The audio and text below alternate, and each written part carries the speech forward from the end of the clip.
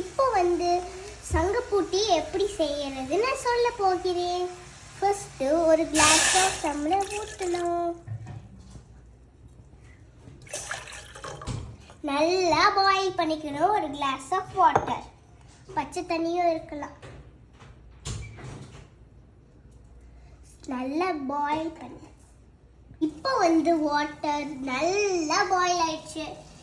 இப்போ நான் சங்குப்பூ எல்லா சங்குப்பூவும் எடுத்து போட போகிறேன்.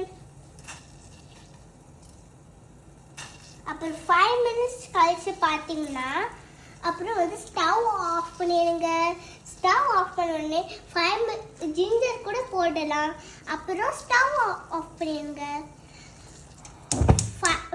அப்புறம் 5 minutes வெயிட் பண்ணுங்க. அப்புறம் கலர் எல்லாமே மிக்ஸ் ஆயிடும்.